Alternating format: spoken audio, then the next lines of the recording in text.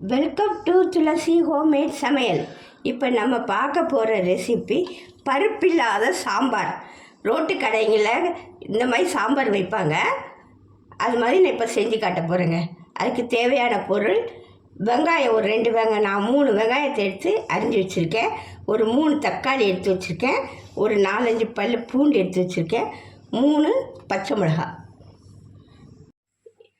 இப்போ ஒரு குக்கர் எடுத்துருக்கேங்க. அதில் நறுக்கி வச்ச வெங்காயத்தை போட்டுக்கணும். தக்காளி, பச்சை மிளகாய், பூண்டு எல்லாத்தையும் போட்டு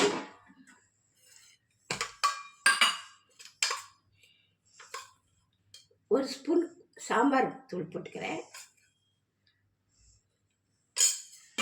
கொஞ்சம் மஞ்சள் தூள் போட்டுக்கிறேன்.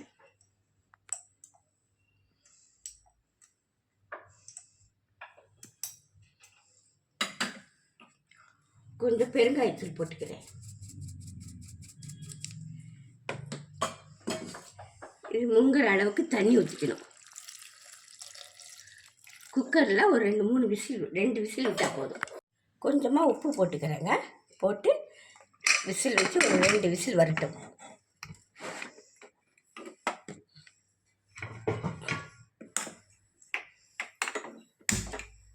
விசில்லாம் அடங்கிச்சு.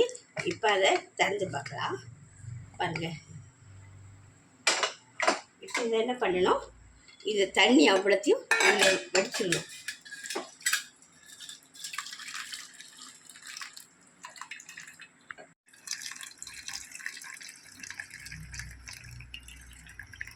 தண்ணி எல்லாம் வடித்து வச்சுட்டு நல்லா கடைஞ்சிடணுங்க. பாருங்கள், நான் மிக்சியில் ஒரு அடி பல்ஸில் போட்டு எடுத்துட்டேங்க. இப்போ நல்லா கடைஞ்சிச்சு பாருங்கள்.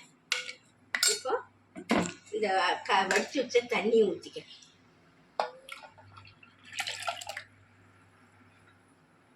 ஒரு கடாய் அடுப்பில் வச்சு எண்ணெய் ஒரு சட்டி எடுத்து எண்ணெய் காய வச்சுக்கோங்க. அதில் கொஞ்சோண்டு ஜீரகமும் ஒரு 2 வெந்தயமும் போட்டுக்கிறேன்.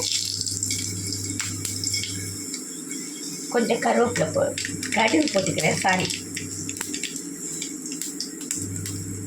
கொஞ்சம் கருவேப்பிலை போட்டுக்கிறேன். கடுகு வெடிக்கட்டும்.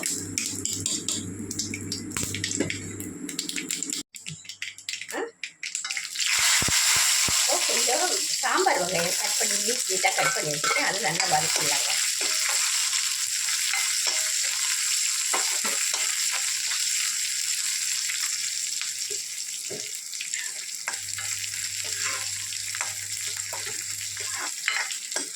நல்லா வதங்கட்டும். வெங்காயம் நல்லா வதங்கிச்சு பாருங்கள். இப்போ இந்த அரைச்சி வச்ச இதை எடுத்து ஊற்றிக்கணும். தக்காளி அரைச்சி வச்சாங்க, அதை எடுத்து ஊற்றி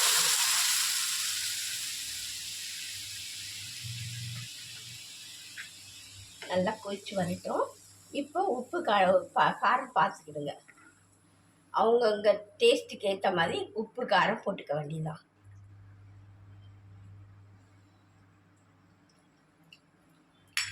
இந்த காரம் கொஞ்சமாக மிளகாத்தூள் போட்டுக்கிறேங்க. கொஞ்சம் உப்பு போட்டுக்கிறேன்.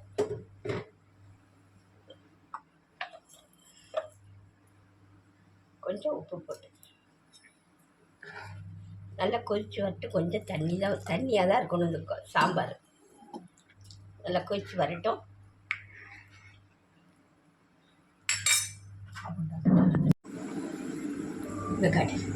இப்போ இந்த ஸ்பூனுக்கு ஒரு 2 ஸ்பூனு தோசை மாவு எடுத்துருக்கிறேங்க. இட்லி மாவு, தோசை மாவு எதுனாலும் எடுத்துக்கலாம். கொஞ்சம் தண்ணி ஊற்றி நல்லா கலந்துக்கணும்.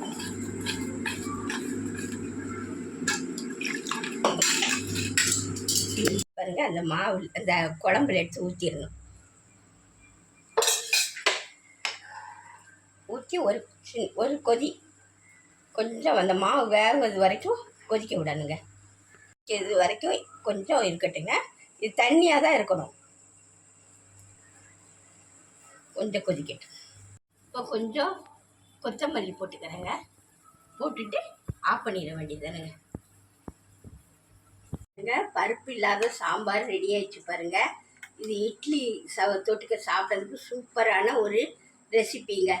இந்த வீடியோ உங்களுக்கு பிடிச்சிருந்தா சப்ஸ்கிரைப் பண்ணுங்கள், ஷேர் பண்ணுங்கள், கமெண்ட் பண்ணுங்கள், லைக் பண்ணுங்கள். இப்போ இட்லி ஒரு 3 இட்லி எடுத்திருக்கேன்.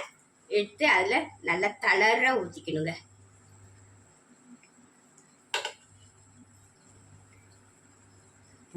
சூப்பரான ஒரு டிஷ்ஷுங்க.